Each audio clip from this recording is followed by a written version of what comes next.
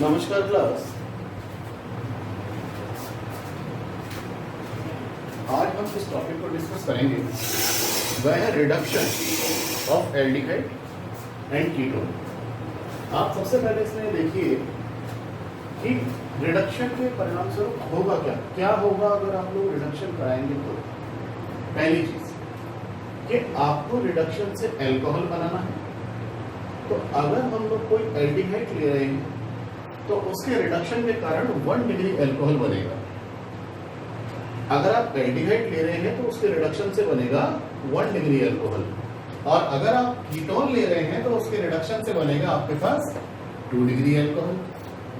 अब बहुत सारे रिड्यूसिंग एजेंट्स हैं जिनसे यही काम हो रहा है।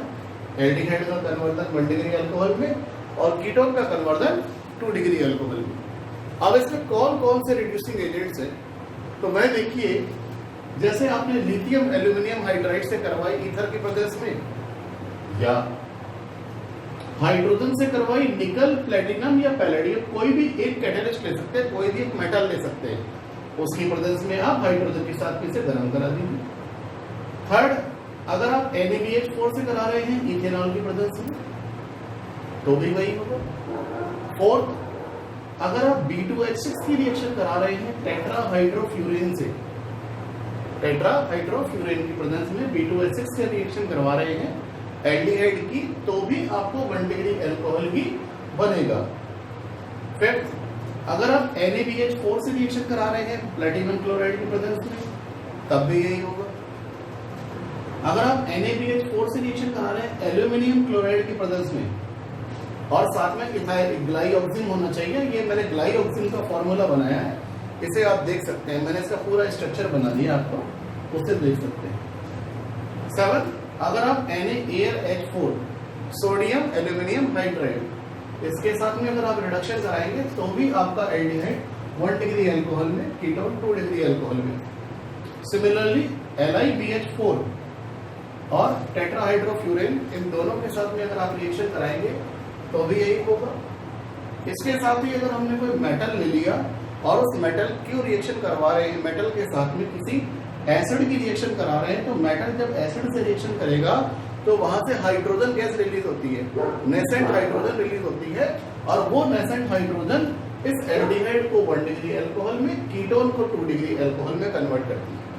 अब अगर आप सोडियम के साथ में इथेनॉल की रिएक्शन करवाएंगे तो भी आपका वही होगा। जैसे मान लीजिए C2H5OH की रिएक्शन आपने कराई Na के साथ में, तो आपके पास में इक्वेशन बनेगी C2H5OH plus Na, it gives C2H5ONa plus nascent hydrogen, and nascent hydrogen is responsible for the conversion of aldehyde in 1 degree alcohol and ketone in 2 degree alcohol.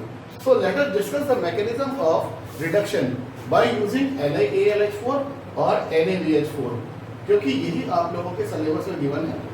अभी आपके इस चैप्टर में इस पोर्शन में आपको इन दो को ही देखना है आपको। तो पहला स्टेप जो होता है, इसमें आपका कोई भी एल्डिहाइड हो या कीटोन हो, वो LiAlH4 से रिएक्शन करता है।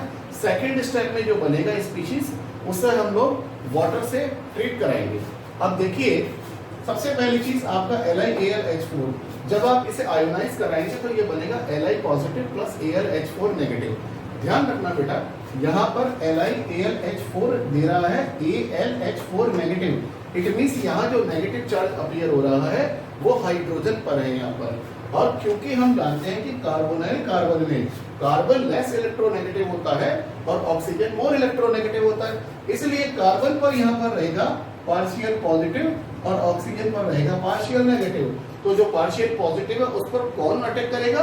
कोई भी नेगेटिव चार्ज वाला है, तो जो H नेगेटिव है वो यहाँ जाके अटैक करता है और बॉन्ड की शिफ्टिंग ऑक्सीजन की ओर हो जाती है। As a result of this, carbon पर हाइड्रोजन ने एक बॉन्ड बना दिया और ऑक्सीजन पर आया नेगेटिव चार्ज। फर्दर जो ऑक्सीजन का नेगेटिव चार्ज है, इसकी वजह से ऑक्सीजन अटैक करता है वाटर के हाइड्रोजन पर, क्योंकि वाटर के हाइड्रोजन में हाइड्रोजन पर होता है पार्शियल पॉजिटिव और ऑक्सीजन पे होता है पार्शियल नेगेटिव, तो ये अटैक करेगा हाइड्रोजन पर। नतीजा, ये जो हाइड्रोजन है ये ऑक्सीजन पे चला जाएगा, आपका हाइड्रोक्साइड आयन रिलीज हो जाएगा। तो ये हमारे पास में मैकेनिज्म हुई किसी भी एल्डिहाइड या कीटोन की।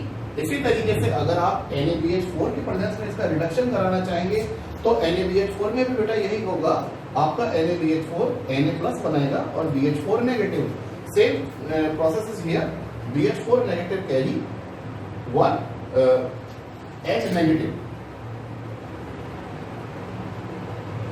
ये देखिए यहाँ पर H पे नेगेटिव है, वो जाके अटैक कर रहा है कार्बोनिल कार्बन के ऑक्सीजन पर, वो कार्बन पर, तो जो बॉन्ड होगा वो डिलोकलाइज होकर ऑक्सीजन पे चला जाएगा। नतीजा ऑक्सीजन पर आया नेगेटिव चार्ज, इसके नेगेटिव ने हाइड्रोजन पर जाके अटैक किया और इससे क्या निकला, हाइड्रोक्साइड आयन। हाइड्रोक्साइड आयन जो निकला तो अल्टीमेटली आपके पास में क्या बना, आपके पास में एक ये स्पीशीज बन गई। अगर एल्डिहाइड होता तो 1 डिग्री अल्कोहल और कीटोन होता तो 2 डिग्री अल्कोहल। तो मैं अब आप लोगों को इसे कुछ एक एग्जांपल्स की हेल्प से समझाना चाहूंगा। अभी तक का मैंने आपको ये बताया है कि आप समझ लीजिए कि अगर हम किसी एल्डिहाइड या कीटोन की रिएक्शन लिथियम एल्यूमिनियम हाइड्राइड या NaBH4 की प्रेजेंस में कराते हैं, उनसे कराते हैं, तो हमारे पास एल्डिहाइड या कीटोन ये 1 डिग्री अल्कोहल और 2 डिग्री अल्कोहल में कन्वर्ट होंगे। एल्डिहाइड होगा तो 1 डिग्री अल्कोहल में बदलेगा और कीटोन होगा तो 2 डिग्री अल्कोहल में बदलेगा। तो मैं अब यहाँ पर आपके सामने कुछ एक एग्जांपल्स लेने जा रहा हूँ। मैं समझता हूँ ये सारे रिएक्शंस के जो रिड्यूसिंग एजेंट है ये आपने लिख लिए हैं। तो अब हम बात करने जा रहे हैं कुछ एग्जांपल्स की। देखिए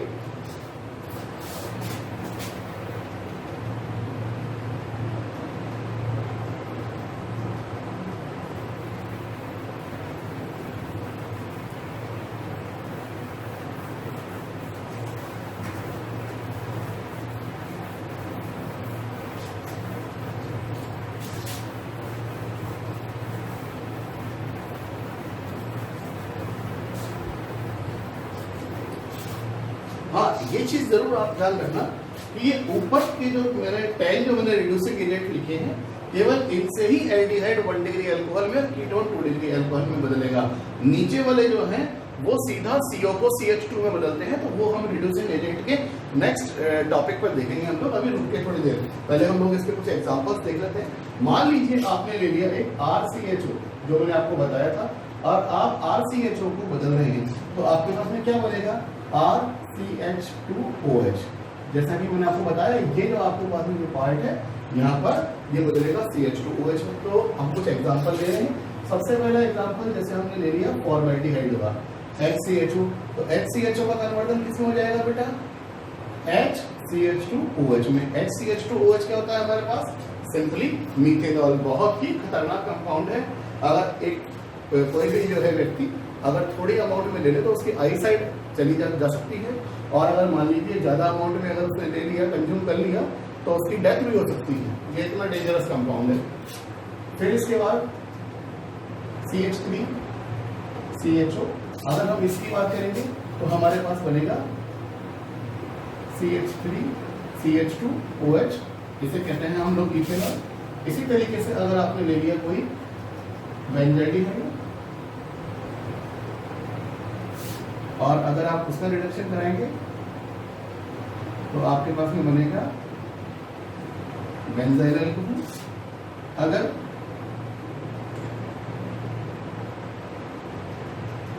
आप इस तरीके का मान लीजिए कोई कंपाउंड ले रहे हैं जो एल्डिहाइड है, तो आपके पास में ये बदलेगा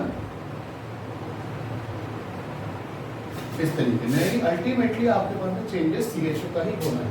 अब फिर मैं कुछ एग्जांपल्स ले रहा हूँ इसमें कीटोन के। ये मैंने आपके सामने एग्जांपल लिए बेटा एल्डिहाइड के। अब जो मैं आपके पास में एग्जांपल लूंगा वो लूंगा कीटोन के। देखिए कीटोन वाले केस में क्या होगा, RCOR'। यहाँ R और R' अगर सेम है तो हम उनको सिमेट्रिकल कीटोन कहेंगे, और R और R' दोनों में डिफरेंट है तो हम इन्हें अनसिमेट्रिकल कीटोन कहा जाएगा। और अगर आप इसकी रिएक्शन करवाएंगे किसी भी रिड्यूसिंग एजेंट से, जो हम अपन लोगों ने देखा, चाहे लिथियम एल्यूमिनियम हाइड्राइड हुआ या आपका NaBH4 हुआ, सोडियम बोरोहाइड्राइड हुआ, तो उस केस में क्या बनेगा आपके पास, RCH R' और ये आपके पास OH। अब देखिए सबसे बेस्ट कॉमन एग्जांपल जो है हमारे पास CH3 CO CH3, ये एसीटोन है, और एसीटोन की अगर आप बनाएंगे तो क्या मिलेगा आपको, CH3 CO CH3।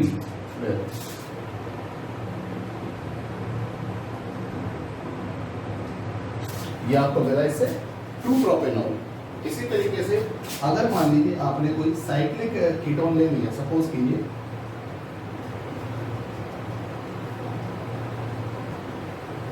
ये आपने कोई साइक्लोप्रोपेनॉल ले लिया, और अगर आप इसका इस तरीके से रिडक्शन कराएंगे तो भी आपको वही मिलेगा।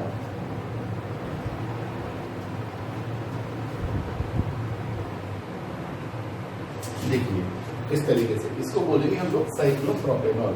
तो ये हमारे पास में यहाँ पर एल्डिहाइड और कीटोन की बात हो रही है। एल्डिहाइड और कीटोन से आप लोग 1 डिग्री अल्कोहल 2 डिग्री अल्कोहल बना सकते थे। इसके लिए आपने जो हेल्प ली वो LiAlH4 की ली, आपने NaBH4 की ली। दोनों ही रिएजेंट वेरी बहुत ही अच्छे रिड्यूसिंग एजेंट है, लेकिन LiAlH4 कंपैरेटिवली थोड़ा ज़्यादा स्ट्रॉन्ग रिड्यूसिंग एजेंट है, लेकिन काम यहाँ पर दोनों का एक ही है। आप थोड़ी देर के लिए 2 मिनट के लिए इसे पहले एक बार लिख लीजिए, तब तक फिर हम लोग उसके बाद में डिस्कस करेंगे कि यहाँ पर अगर आपने ये वाले रिड्यूसिंग एजेंट दिए हैं तो बेसिकली मैं आप लोगों से जो डिस्कस करूँगा वो इसमें एक तो क्लीमेंसन करूँगा और एक NH2 यानी कि वोल्फ-फिश्नर रिडक्शन करूँगा। ये दोनों आपके सिलेबस में जस्ट इसी के नेक्स्ट बात है ना, तो 2 मिनट आप पहले लिख लीजिए, इसको समझ लीजिए अच्छे से।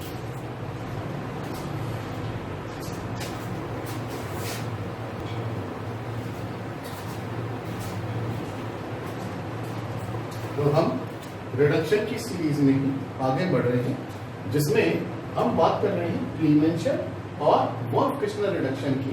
तो यहाँ देखिए बेसिकली हम क्या कर रहे हैं, यहाँ पर पहले जो हम रिएक्शन पढ़ रहे थे उसमें हम CO को बदल रहे थे CHOH में, राइट। लेकिन अब हमें जो पढ़ना है वो पढ़ना है CO को सीधा CH2 में। तो यहाँ हमारे पास 2 स्पेसिफिक रिएक्शन दी हुई है। पहली है क्लीमेंसन रिडक्शन और दूसरी है वोल्फ-फिश्नर रिडक्शन।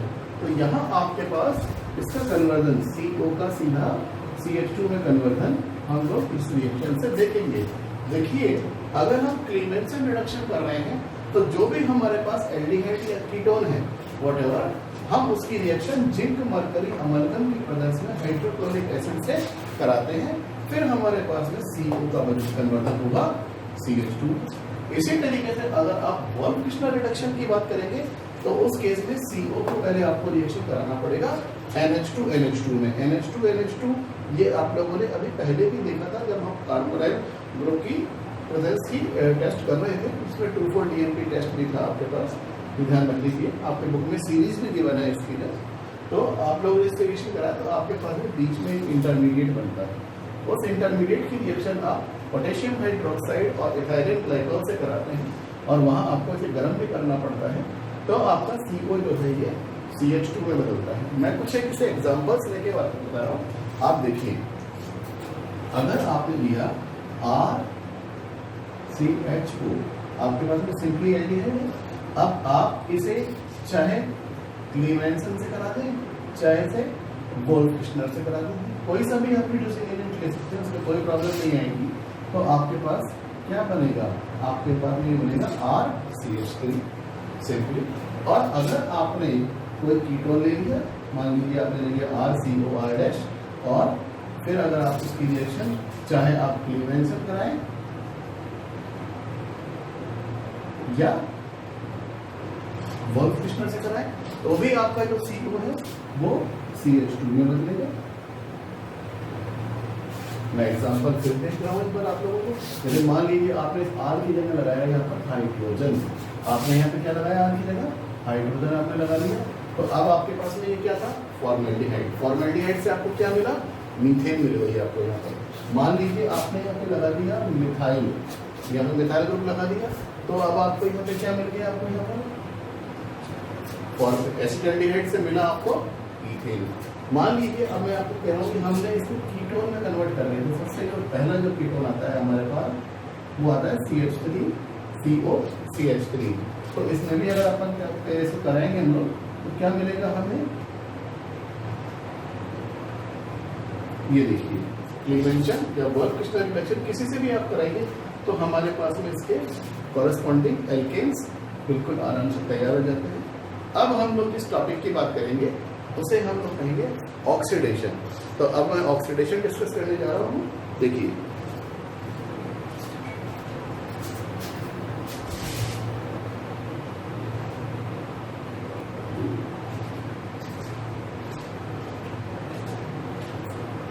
अब देखिए, जब हम किसी एल्डिहाइड या कीटोन दोनों को ही ऑक्सीडाइज कराते हैं, और इसके लिए हमें कोई ऑक्सीडाइजिंग एजेंट चाहिए। ऑक्सीडाइजिंग एजेंट दो तरीके के हैं हमारे पास, एक है स्ट्रॉन्ग ऑक्सीडाइजिंग एजेंट और दूसरा है माइल्ड ऑक्सीडाइजिंग एजेंट। जो स्ट्रॉन्ग ऑक्सीडाइजिंग एजेंट है उनमें कौन कौन शामिल है, जैसे नाइट्रिक एसिड हो गया, पोटेशियम परमैंगनेट है, या पोटेशियम डाइक्रोमेट है। अगर आप इनकी प्रेजेंस में रिएक्शन कराएंगे तो आपके पास एल्डिहाइड या कीटोन दोनों ही अपने अपने कॉरेस्पॉन्डिंग कार्बोक्सिलिक एसिड में चेंज होगा। जैसे आपका RCHO है तो ये आपके पास में बनाएगा RCOOH। लेकिन अगर आप कोई कीटोन ले रहे हैं, सपोज कीजिए आपकी बुक में ये इक्वेशन गिवन है, आपने लिया RCH2COOH, तो आपके पास नंबर ऑफ कार्बोक्सिलिक एसिड्स बनेंगे। देखिए, जैसे मैंने यह मान लिया जैसे R है तो सिर्फ इस R का COOH, RCH2 का COOH, R डैश का COOH, R डैश CH2 का COOH, मतलब इस इतने पोर्शन का भी होगा, इतने पोर्शन का भी होगा, इधर भी होगा, और यहाँ पर भी आपके पास प्रोडक्ट देखने को मिलेगा। मैं आपके सामने इसके कुछ एग्जांपल्स दूंगा, तब आपको ये बहुत अच्छे से समझ में आ जाएगा। तो देखिए, सबसे पहले मैं इसके एग्जांपल ले रहा हूँ, सिंपली एल्डिहाइड का। आपने ले लिया जैसे मान लीजिए HCHO, और आप उसको किसी स्ट्रॉन्ग ऑक्सीडाइजिंग एजेंट से ऑक्सीडाइज कराएंगे, तो आपके पास बनेगा HCOOH, फॉर्मिक एसिड। ये भी बहुत स्ट्रॉन्ग है। अगर आपने ले लिया CH3CH2, तो आपके पास में मिलेगा CH3COOH। इसी तरीके से मान लीजिए मैंने ले लिया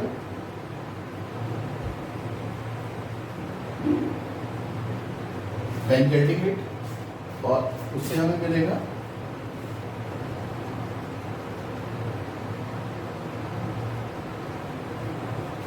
बेंजोइक एसिड। तो यहाँ आप इस चीज को देख सकते हैं कि आपके पास जो एल्डिहाइड है उससे आपको कार्बोक्सिलिक एसिड मिल रहा है, बट एक मॉलिक्यूल से आपको एक ही मॉलिक्यूल मिल रहा है। Only one molecule of reactant gives only one molecule of product. ये चीज यहाँ कीटोन के केस में एप्लीकेबल नहीं है। यहाँ आपको नंबर ऑफ कार्बोक्सिलिक एसिड देखने को मिलेंगे। मैं इसका भी एक एग्जांपल लेके आपको बताता हूँ, उससे आपको बहुत अच्छे से समझ में आ जाएगा।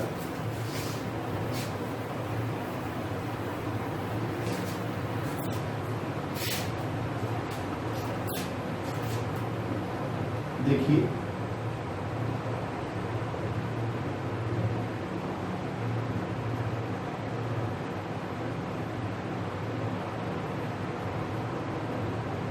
मान लीजिए मैंने ये एक कंपाउंड ले लिया, ये एक कीटोन मैंने लिया है, और अब मैं इसका ऑक्सीडेशन करा रहा हूँ by using strong oxidising agent.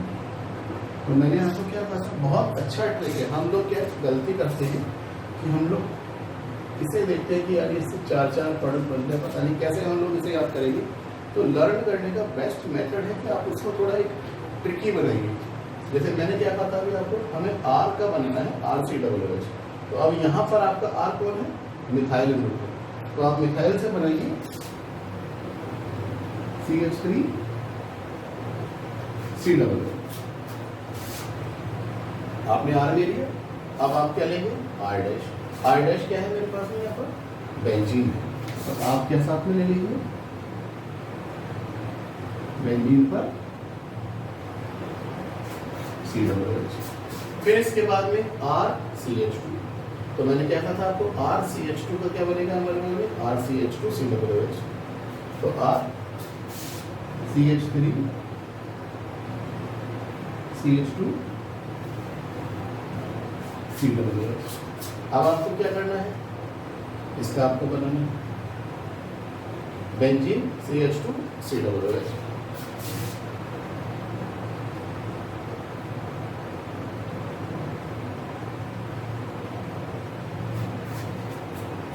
ये आपका एसिमेट्रिक कीटोन है। उससे आपको 4 तरीके के कार्बोक्सिलिक एसिड देखने को मिले। ये देखिए 1 2 3 4। इसका नाम है इथेनोइक एसिड, इसका नाम है बेंजोइक एसिड, इसका नाम है प्रोपेनोइक एसिड और इसका क्या नाम है? इसका नाम है two phenyl ethanoic acid. Two phenyl ethanoic acid.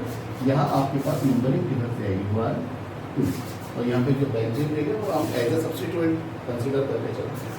अब अगर मान लीजिए मैं यहाँ पर ले रहा हूँ सिंपली मिथाइल, उस केस में क्या होगा? अब आप देखिए, जैसे मान लीजिए मैंने यहाँ पे इसको मिथाइल लिया, तो जहाँ जहाँ मैंने बेंजीन भी बनाई है तो बेंजीन को आप हटाइए और वहाँ पर मिथाइल लगा दीजिए।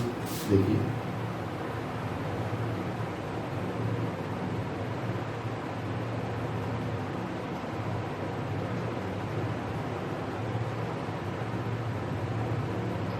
अब आप देखिए आपके पास में कितने प्रोडक्ट मिले आपको मिला एक तो CH3COOH और उधर भी आपको क्या मिल रहा है? CH3COOH, यानी ये दोनों कंपाउंड एक जैसे हो गए।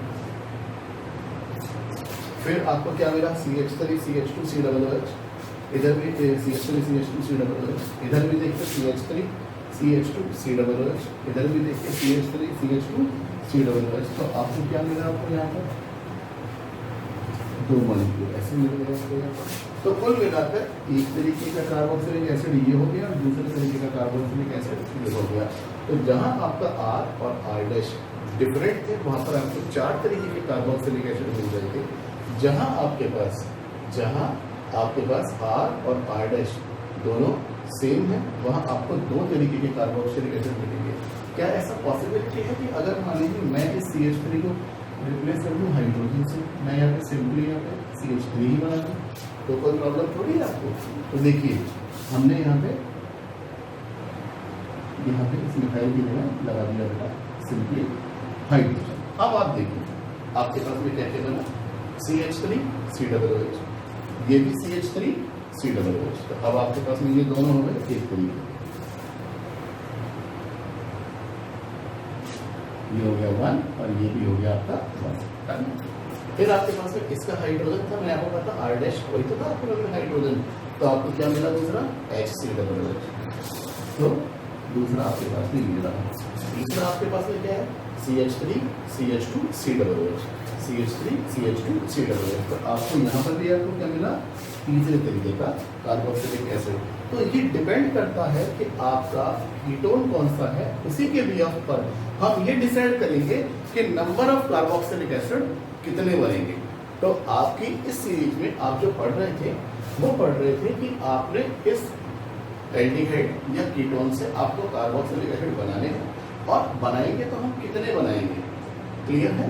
अब हम जो आगे जो डिस्कस करेंगे वो है टॉलेंट रिएजेंट, फेलिंग रिएजेंट। तो टॉलेंट रिएजेंट, फेलिंग रिएजेंट ये बेसिकली क्या चीज पता करने के काम आते हैं?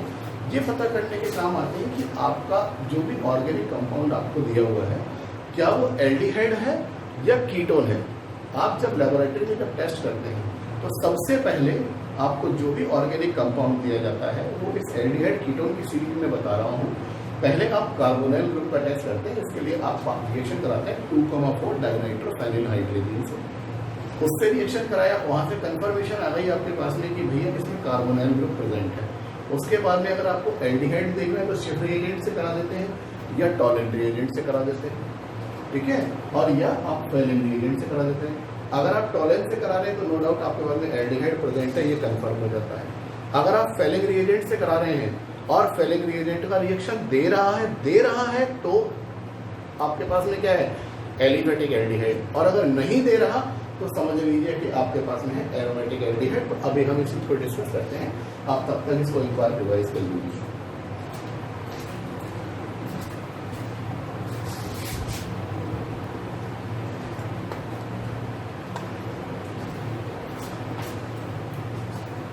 अब देखिए अगर हम एल्डिहाइड्स का ऑक्सीडेशन टॉलेंट रिएजेंट या फेलिंग रिएजेंट से कराते हैं तो क्या होगा? पहले जानिए कि टॉलेंट रिएजेंट क्या होता है, फैलिक रिएजेंट क्या होता है। टॉलेंट रिएजेंट का फॉर्मूला होता है बेटा ammoniacal silver nitrate solution, ammoniacal silver nitrate solution, ये एक्वा सॉल्यूशन है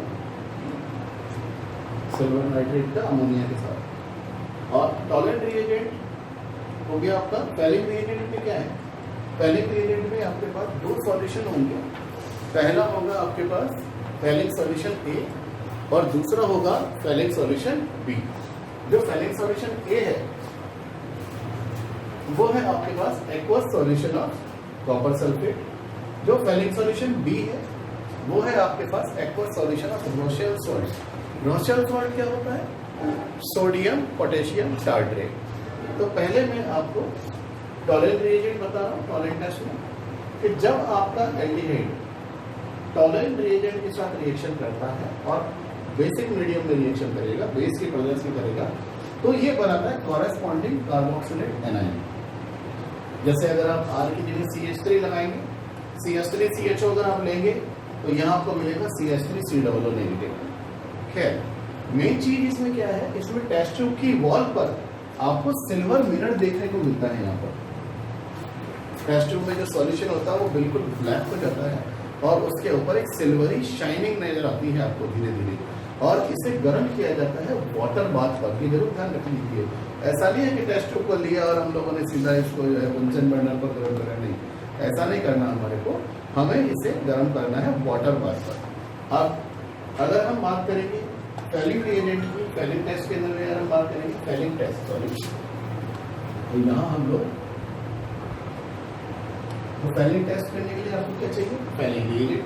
तो जैसा मैंने आपको बताया कि फैलिक रिएजेंट ए क्या होगा, aqueous solution of copper sulphate. Fehling's reagent B क्या होगा, aqueous solution of sodium potassium tartrate, that is Rochelle salt. फिर से रिवाइज कर रहा हूँ, sodium potassium tartrate that is Rochelle salt. तो रोशेल सॉल्ट के और aqueous solution of copper sulphate, हम इन दोनों को इक्वल अमाउंट में पहले मिक्स करेंगे।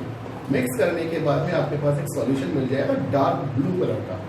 डार्क ब्लू कलर का जो होगा आप उसकी रिएक्शन कराएंगे एल्डिहाइड के साथ में, वहां पर भी आपको वार्म कराना है, वार्म करना है आपको उस सॉल्यूशन को, और आपको जो मिल जाएगा यहाँ पर एक तो कार्बोक्सिलेट एनायन मिलेगा, इसमें कोई प्रॉब्लम नहीं है।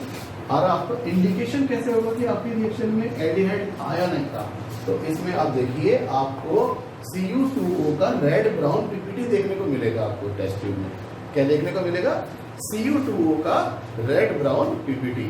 अगर आप लोग बात करें फैलिक सॉल्यूशन के अंदर में, तो ये फैलिक का टेस्ट होता है, ये बेसिकली क्या चीज पता करने के काम आता है, ये आपका पता करने के काम आता है कि आपका एल्डिहाइड कौन सा है। अगर आपका एल्डिहाइड एलिफेटिक एल्डिहाइड है तो फैलिक रिएजेंट आपको टेस्ट देगा, और अगर आपका एल्डिहाइड एरोमेटिक है, जैसे आपने बेंजल्डिहाइड ले लिया, तो बेंजल्डिहाइड कभी भी आपको फैलिक टेस्ट नहीं देगा। तो अगर आप एल्डिहाइड का टेस्ट करना चाहते हैं तो सबसे बेस्ट है पहले आप शिफ्ट रिएजेंट से टेस्ट कर लीजिए, पता चल जाएगा कि एल्डिहाइड है या नहीं है। उसके बाद आप चाहें तो टॉलेंट टेस्ट भी कर सकते हैं। थर्ड वन के तरह फिर आपको फैलिक टेस्ट को देखना होता है कि अगर मान लीजिए आपका एल्डिहाइड एलिफेटिक है या एरोमेटिक एल्डिहाइड है।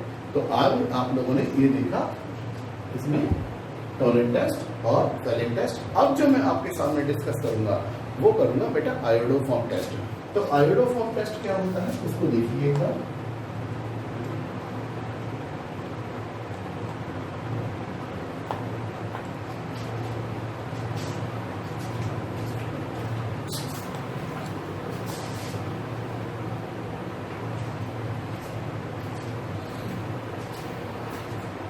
अब आप आयोडोफॉर्म रिएक्शन को देखिए। आयोडोफॉर्म रिएक्शन बेसिकली कौन देता है? सबसे पहली चीज, आयोडोफॉर्म रिएक्शन कीटोन भी देता है और आयोडोफॉर्म रिएक्शन एल्कोहल भी देता है। लेकिन अब आपको समझना पड़ेगा कि कौन सा कीटोन आपको आयोडोफॉर्म रिएक्शन दे सकता है या कौन सा एल्कोहल आपको आयोडोफॉर्म रिएक्शन दे सकता है। तो देखिए मैं आपके सामने बना रहा हूं दोनों ही। आपने लिया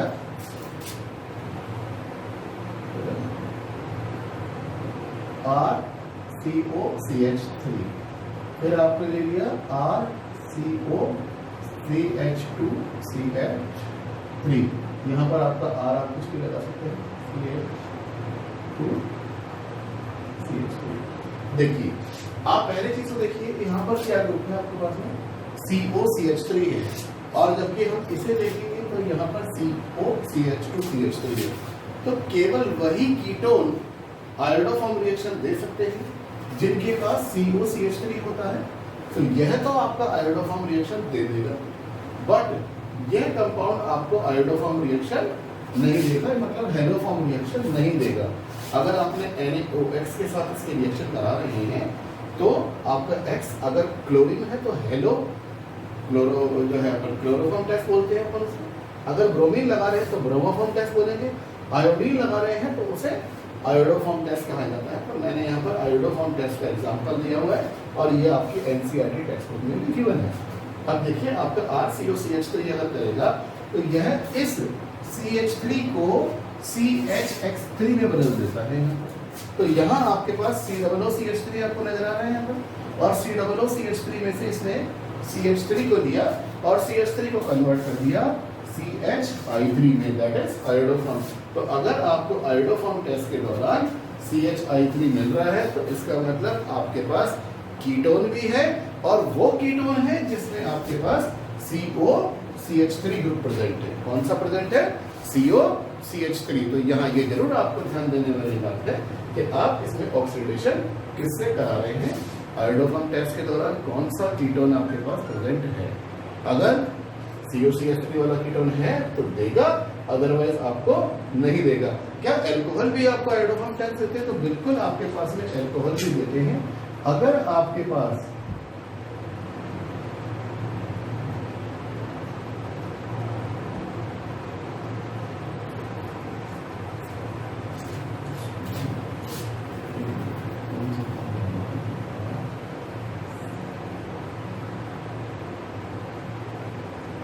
जी हाँ, ये वाला आपको देगा बिल्कुल।